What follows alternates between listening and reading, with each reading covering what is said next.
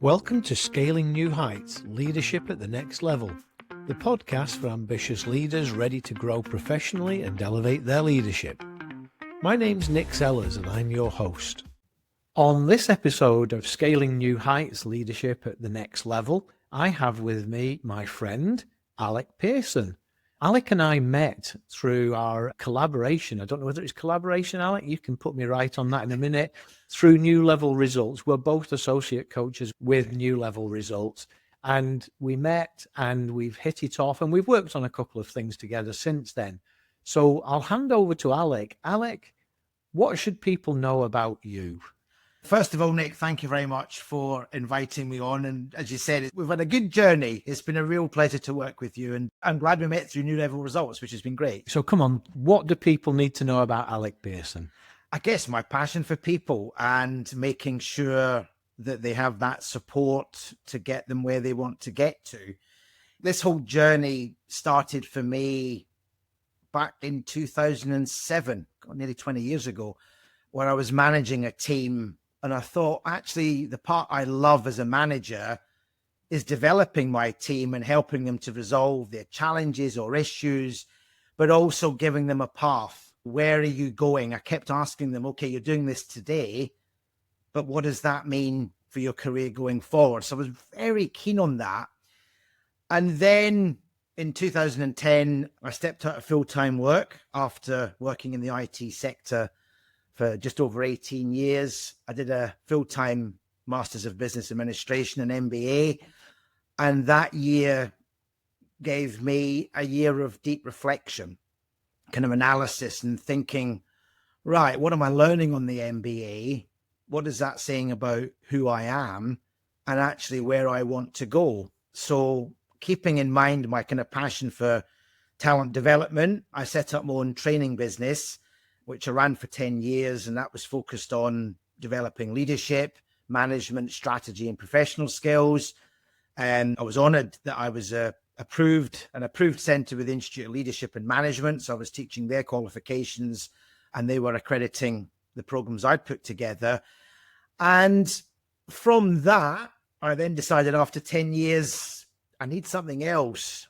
And a part of what I needed was actually to work with people longer term. Loved training, don't get me wrong, but you've got people coming in and going and there's no real long-term relationship building and kind of long-term working with individuals. And that's why I decided in late 2021 to become a full-time coach. And where I am today is very much focused on leadership, teams, and business growth and helping my clients navigate what can be choppy waters, being that partner and support for them to resolve what might be happening now that they're not happy with, but then helping them to think, where are we going and how can I support you to get there? And for listeners, I will say that one thing, and I have shared this with Alec, so I'm not divulging any secrets here. Alec is a very passionate, galvanizing kind of person. It comes across, and I know that he's being very restrained in conversation today. So it may be that I can get him moving just in a minute with some questions. And the first question for you then, Alec, is this. What topic would you like to talk about on the podcast today? Yeah, for me, the topic I'd like to bring is about team alignment and performance, particularly in the United Kingdom. At the moment, we are going through, some would say, some economic turmoil, and businesses are very much looking at profit line. They're looking at expenses, and some quarters they're looking at what have we got within our organization. And companies are starting, that I'm reading, are starting to make layoffs. Recruitment is on freeze. And I think for me today, I'd like to talk about what can we do? What can organizations do to get the best out of their teams, but also talk about what I see with my clients, as in what is not happening in teams and what we need to do to go forward. Okay, so this is quite interesting. We're talking about uncertain economic times, which you could say is the kind of the macro level, the very big picture, the biggest of pictures. But you want to talk about team performance, team alignment, how they do in this big picture. Yeah. Absolutely. So let's start with some of the things you observe in teams right now, maybe things that you'd like to see done differently. I'm going to start at the top before I get into the nitty-gritty of the teams, because I think one of the things I'm seeing a lot of now, and okay, there's a bit of a bias because as a coach, I'm more likely to kind of deal with these areas, but there's a lot of leaders and managers out there now who are in a management or leadership position, but they've not had training and development to teach them the skills that are required. And a lot of them will say to me, Alec, I was promoted on technical expertise, but no one really addressed or asked, what's my non-technical expertise, i.e. leadership, management, professional skills, even down to having that kind of strategic mindset. So as a result, I'm working with a lot of leaders now who, when I talk about their teams, they struggle with the questions I'm asking. And that could involve, what are the skills in your team? You talk about some challenges in your team, but why do you think they're happening? There's a lot of leaders and managers out there who are very much in the department. And what I mean by that, they are working as if they're not a leader and manager. They're not stepping back and working on the department and thinking, it's not just about me. I'm actually here to help my team get to the strategy that I, as a leader or manager, are setting for this particular department. So what starts to happen if we don't have those leadership skills at the top? What we start to see is that team members are losing motivation. They're losing energy. And one of the key reasons I see for that, and I've spoke to team members that are in this position, and I say to them, do you know why you're here? What you actually contribute to the team? And a number of them say they don't. They don't have a purpose, because again, that purpose hasn't been set from the head of the department, from the leader. So what starts to happen and what we start to see is that individuals go into silos. So even the individuals in the team are not working as a team, because what we miss is collaboration. What we're starting to see being a problem is trust. So everyone's doing their own thing. And as a result, is everyone going in the same direction? Typically not. So you're talking there about individuals having objectives. Yes. But those individual objectives not necessarily being aligned or compliant with the team's objectives. Is that right? Yes, because typically they don't know what they're supposed to be doing next, or, what the objectives are. Where are we going? That is typically missing from teams that I've worked with. So as a result, what do we do as humans? We'll try and do what we think we need to do, or what we think we should be doing. Or, and I have to be honest, some of them are not doing anything because no one's paying any attention, and they think, I'm just on an easy ride. What's the point? So can we step back just for a second? I know you're talking there about members of the team, but it strikes me that there is a difference between the leader of a team and the manager of a team. How would you redefine those two for everybody? Great question. Managers very much involved in the day-to-day operations of the team. So making sure the team have got goals, that things are being done, i.e. the department is doing what it needs to do on a daily, weekly, and monthly basis. When I talk about leadership, the role changes for let's call them the head of the department, for kind of to clear the terminology. And that leaders should be looking at strategy. Where are we now, but where do we need to go? Maybe we need to look back and think lessons learned over the past 12, 24 months. What does that tell us about what we need to do going forward? So the leader is very much always thinking, what's happening? Where are we going? But also, I ask them, for example, economically, how is that impacting your business but actually also your department. So the leader's role is to be constantly scanning the external environment and thinking, what is impacting the business? And actually, how does that therefore impact my department? What do I then need to do to try and mitigate that? To try and think, right, maybe we're going to have to come up with a new strategy, a plan B, a plan C, whatever it might be, to get us through the times we're currently in. Thank you for distinguishing there between manager and leader. Seems like one of them is more about performance, getting things done. The other one is about facilitating the future. Yeah. And then when it comes to the team members, going back to those team members, if they feel a bit like they lack purpose, that they lack the why around their role, how do you go about fixing that kind of thing? As a coach, how do you go about working with the team or working with the leader to be able to get that where it needs to be? For me, the first thing we need to look at and actually say to our teams, this is why you're here. This is what we need you to do. Now, that stems from developing that culture for the team. What is that culture that works, that is going to take people and feel motivated and energized and think, we're part of this, we want to do this? But what we then need to develop is that next stage is the strategy. Again, what is the department here to do? And where are we going? And how does each team player have a key role in developing that strategy? Now, part of that, when we think about the kind of development of that strategy, we've thought about our culture, we've then got to think, okay, to get us there, what are the values that are going to knit us together as a department?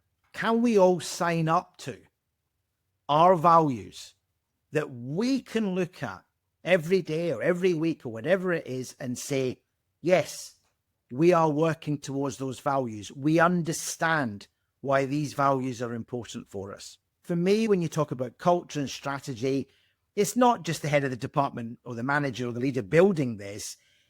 It's actually collaborating and asking the team.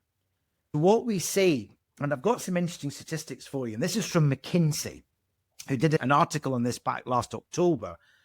And what was interesting, when we open up and we collaborate and we ask our team for ideas, this starts to develop trust.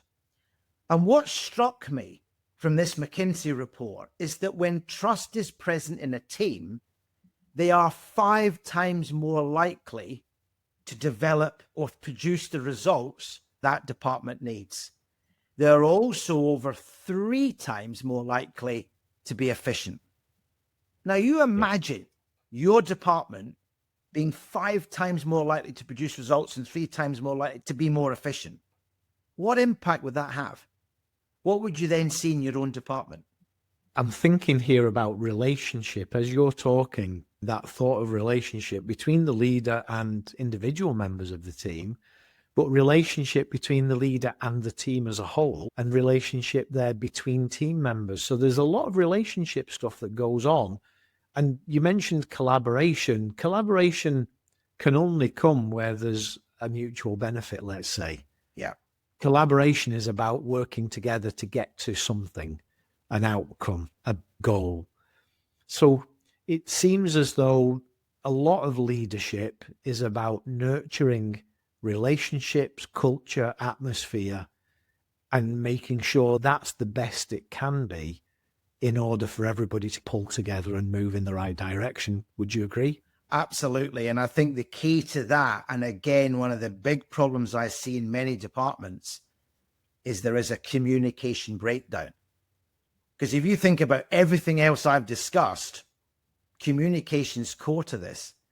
And if people feel that they cannot communicate openly and freely, this starts to have an impact on how effective we can make that department. I don't want any of my team members to be in fear. I want them to say to me, Alec, this is what I think. You've told me X, Y, and Z. Do you know what? I actually disagree with you. But here's the other leadership dilemma that kind of leads on to that. Because when I'm working with leaders, and I say to them, Why do you not listen to your team? Why won't you take any advice from your team?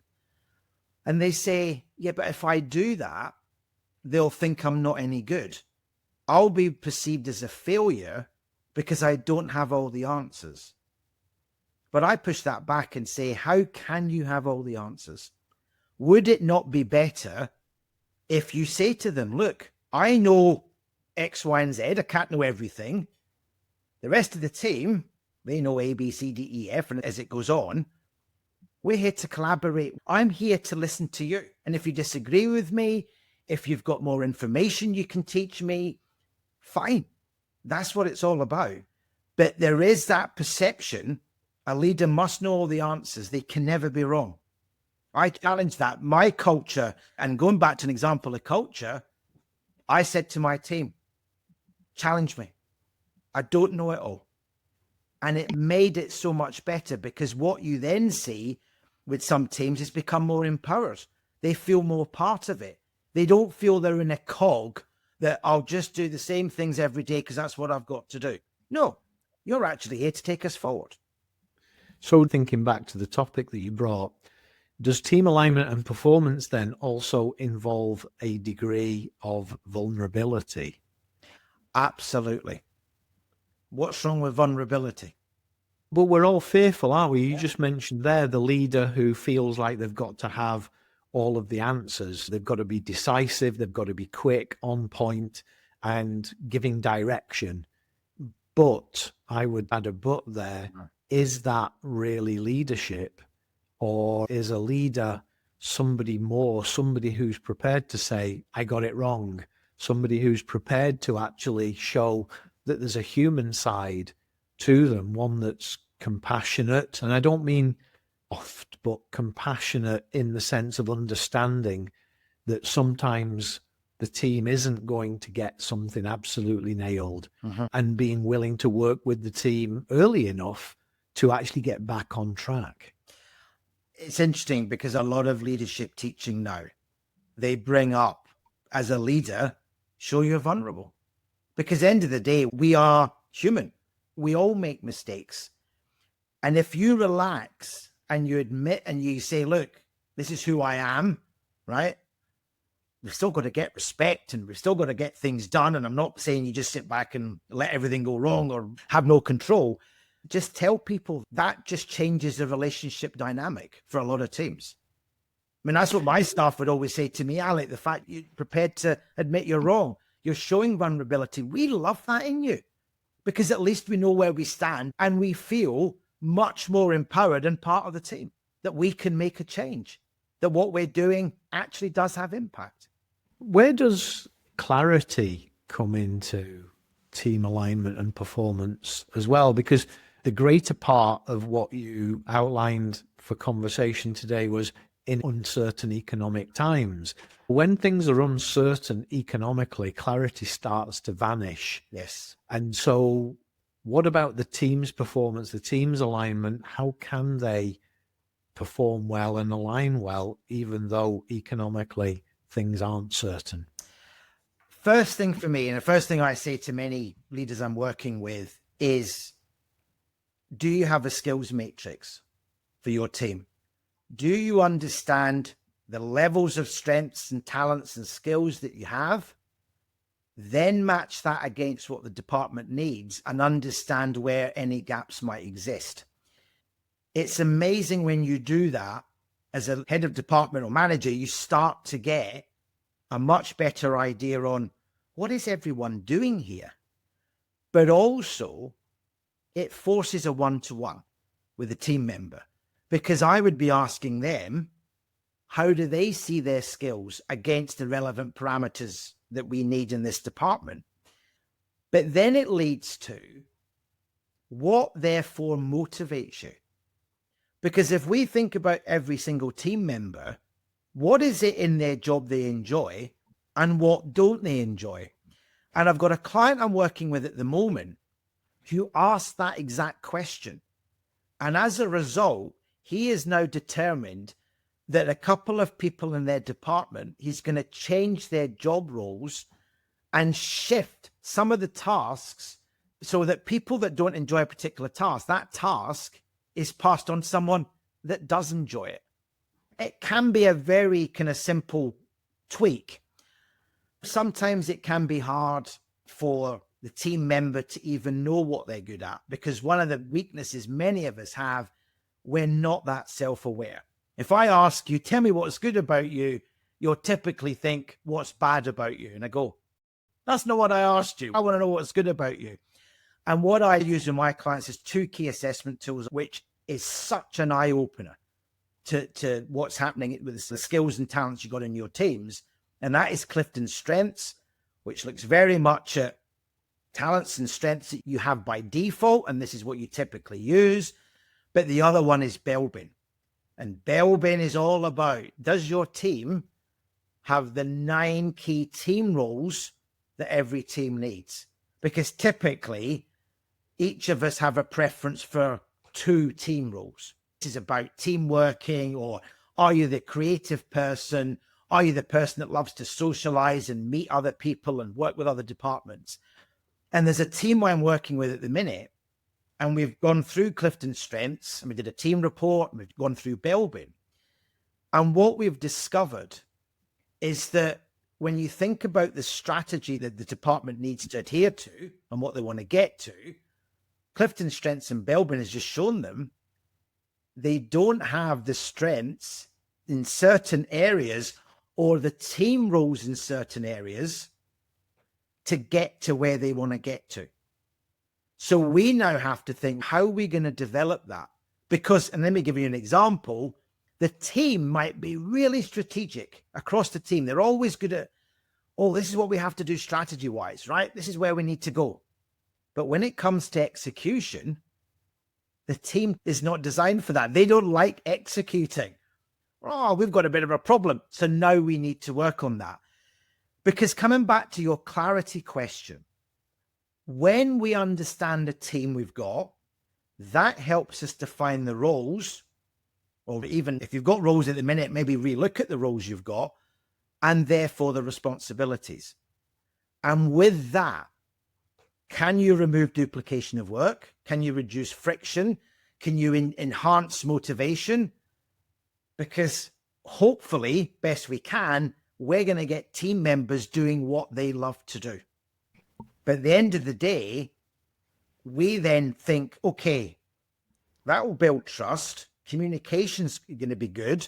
If I'm allocating the right role to the right people, that can particularly drive innovation. All of that starts to drive team efficiency, because that team is working much more successfully than it was before this exercise has started. I'm not saying that's it finished, but at least it's putting us on a much better position to go forward. What I love about all of that, Alec, is it's about finding out what people, or getting closer to what people are passionate about. Yeah. And we know, don't we, that when we're passionate about something, it takes the hard work out of it for us. It's not a chore, and we can enjoy far longer stints at doing something that we're passionate about than something that we find is arduous. Yeah. So I really do enjoy that. But what about the leader who finds that their team doesn't have a good representation of all of those attributes that you'd need for the team? What do they do? Do they bring more people into the team? Do they bring temporary folks in? Do they get rid of? Tell me more about how a leader would build a strong team that would perform and align well in uncertain economic times. I think the first thing, because maybe bringing people in could be difficult. In some sectors in the UK, for example, there is a talent shortage. So you're thinking, okay, maybe the first step is, what do I do in my existing team that is actually much more cost effective? I can't find anyone, or I can't afford to bring extra people in. I think this is coming back to building that talent development plan for your department. Now, it could be that various members of each team are mentoring each other or coaching each other. Right. It could be looking at external courses, but we've also got to be realistic that maybe for certain members of the team, we can develop them to where we need them to be. There'll be others that maybe that's not going to be possible. So the hard question for the leader is, what am I going to do? Because if I can't get my team optimally where I need it to be, does there have to be some changes of personnel within that team? That's a question. One client of mine, I remember this last year, and they actually came to the consensus that 2 people will have to leave because they don't fit what the department wants. Hopefully that's the worst case scenario, but we've got to think that might have to happen depending on the necessity of where we need to go. Now, just in case we have anybody listening who thinks that we're talking about firing people here, that may not be the case. Yeah. It may be that we're talking about team members leaving a team, but not necessarily the company. Yes. It may be that we second somebody in from another department who has the passion, the right attributes to be able to augment what the team is doing. So in a larger organization, there are probably many more options available to be able to move people around. Yeah. And sometimes you get a surprise. You think, wow, I've moved, let's call him John. I've moved John to this department and he's thriving. Now, I've seen cases of that over the years. You just don't know. It's doing what we can with what we've got, but maybe there's a need to be creative. And if it is shifting people to another department, if that's what they want, then why not? We've got to work with what we've got sometimes because we don't have any other option. But I also like the concept as well that this isn't just an overnight fix, that we don't develop team alignment and improve performance substantially just by going home on a Friday evening and coming back in with a notion on Monday morning. That actually we do need to be thoughtful about it. We need to take account of people's strengths and preferences, that we do need to take account of external influences, to go back to that uncertain economic times thing. Yeah. And so that the goals that the team works towards are the right goals for the team to be working towards in those uncertain economic times, which might be that the advantage is taken to develop team skills, to set sights on a new set of goals, things which previously had worked, now in new times, different times, difficult times, might need to be pointed in a different direction altogether. This is getting the team working for what we need now. But the next thing is, okay, I'm getting the team where I want them to be. And let's say it takes 6 months. Oh, but the process starts again. Because when I'm thinking about the strategy as the head of department or the leader and where we're going, what skills will my team need in the next 6 months, in the next year, in the next 2 years? For me, this is constant. And if you think about, some people are talking about AI or automation, how might that change the skills required in your own department? You know, what might have to change to hit the strategy you want to hit? And I'm talking about 2-3 years down the line. Yeah. Ever evolving. It never stops. But unfortunately, and I do hear this from some companies, when it comes to talent development, it's, oh no, we can't afford it. Oh no, we're not doing it. But my question to them is, if you're not doing it, what impact is that having on your bottom line anyway? Because I see teams and I'm going, this team isn't working. So how much money have you lost by not investing in that team? Just from my vantage point, the teams I see doing well are the teams that I've been constantly invested in. Now, this might be a little bit of a digression.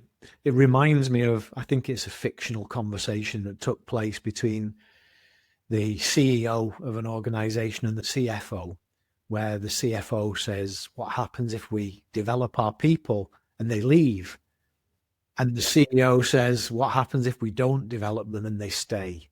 And I think your point is well made, that the need to develop people, to draw the best out from them, does come. It comes through talent development for sure. Train them, skill them, do all of the things that you need to do for them. But it has to be with the people in mind towards the objective, without that worry, that anchor, that ball and chain around the ankle, that it might not be money well spent. I do a lot of work with Gen Z, and I did a seminar on what do we need to do? What are the issues that companies are seeing with Gen Z? And here's some strategies to resolve the issues. Being with Gen Z, they are hungry for development. They want to see a path to go forward. But again, coming back to the problems I'm seeing in teams, Gen Z will be the generation that will leave first because they think, what's the point? No one's telling me where I'm going. I'm not upskilling. I'm not developing. They get a lot of bad press. And yes, you could argue to some quarters there might be legitimacy around that. But we can learn a lot from their hunger to develop, which a lot of them that I've worked with have. And you just look up to me and think, wow. But as leaders and managers, we've got to be aware of them and help them with that. What I like about this is that a difference is being drawn between the need to invest in people with a large budget, which might be where the struggle comes for a company, for a corporation. They don't necessarily have to have a large budget to bring in trainers and so forth. There's a lot that can be done from within the resources that the company has. Yeah. So the team themselves, you mentioned mentoring each other. The leader of a team can coach and mentor their people. They can use some of the instruments that you mentioned to dig out what is it these people are best at? Where do their passions lie? And in doing that, development has started. Yeah. And so I love the thought that, you know, you've got this team, a leader of the team, and the ability to do something that will bring clarity, bring energy, and in those uncertain economic times, start to bring motivation, where otherwise there might just be a sense of hopelessness. As a leader, without my team, I am nothing. And my team was always my priority because I can't do it on my own.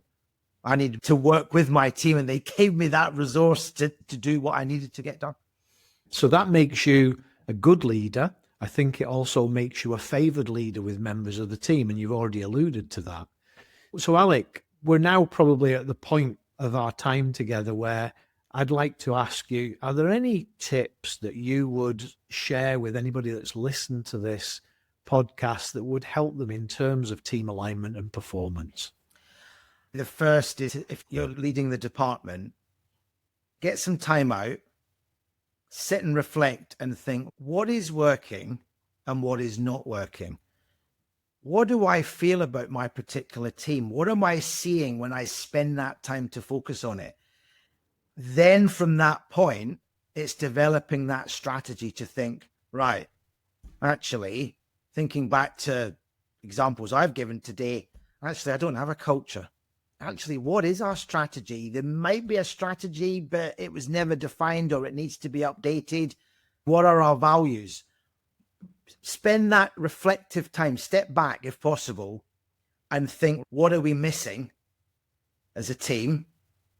And then what do we need to start doing? That, I would suggest, is the kind of starting point for this.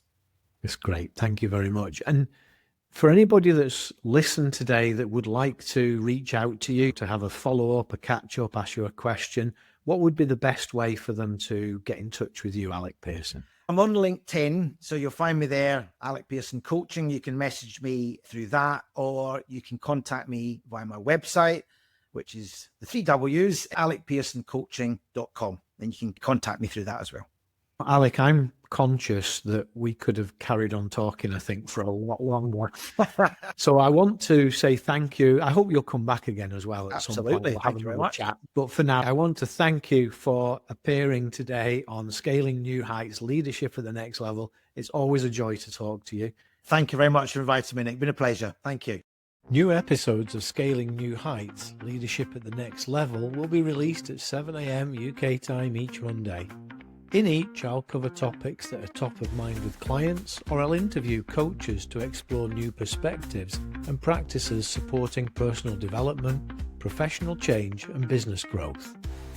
To be sure that you don't miss an episode, please subscribe to the show so each new one is delivered into your podcast feed.